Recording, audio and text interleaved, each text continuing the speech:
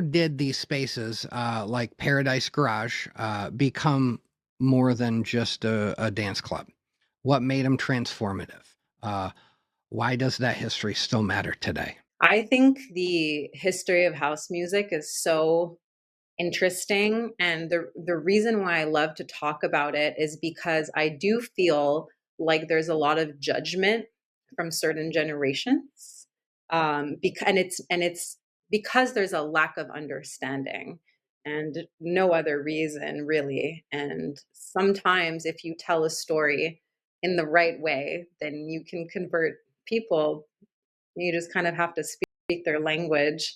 But, as I kind of mentioned in the article, the rave scene of LA and New York, they were temples of sound. A lot of the club scenes in these areas, you know, attracted a certain type of person with a certain type of status, um, and it left out a lot of people. And it was also a moment in time where people were persecuted for the color of their skin, for their beliefs, for their sexual preference.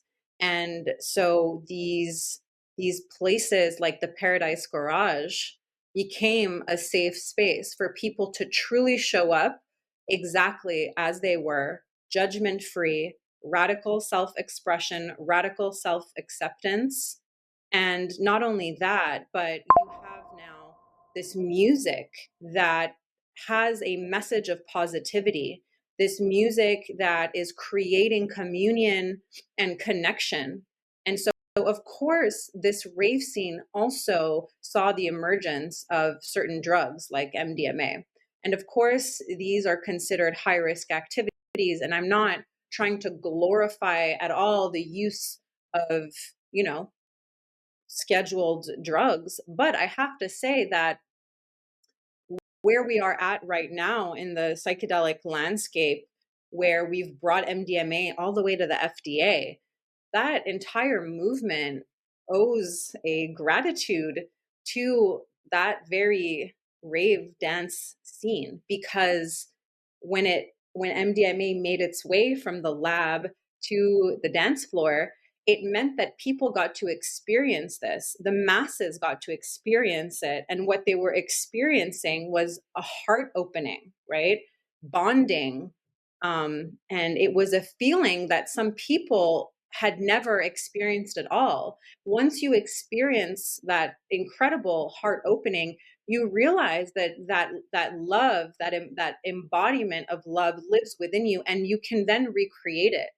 And I think that that's an incredible lesson right there.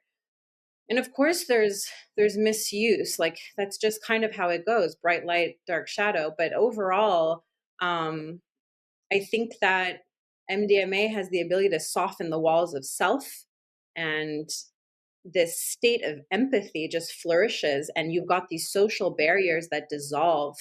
You have a profound sense of unity that arises. And so it makes complete sense to me that MDMA at that time was the, party drug of choice, because these places were created to be a sanctuary for connection. And then also, just you're talking about like Larry Levant, as an artist, as a DJ at the Paradise Garage, like he also birthed this like new genre of music.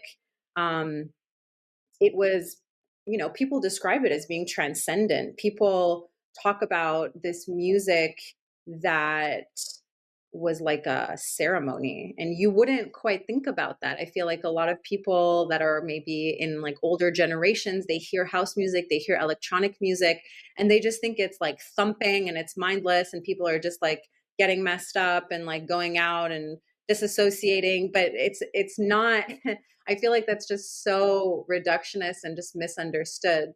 I feel that a lot of people go to these dance parties and these raves to feel connected to themselves, to find connection with others, and to experience joy. And that's the message for me that's just most important, is that we as a society we often forget that we don't need to earn joy. It's not something that we need to work to deserve. Like we are born entitled to joy, and we need to find things that will bring us enjoyment.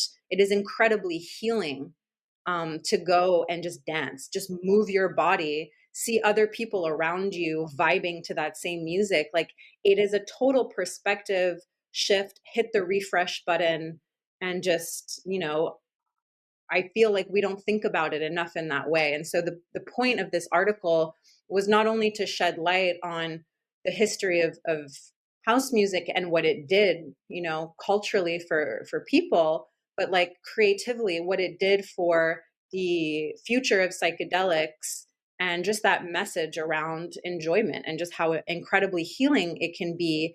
And let's not forget that the line between therapy and recreation is not as solid as we might think it is.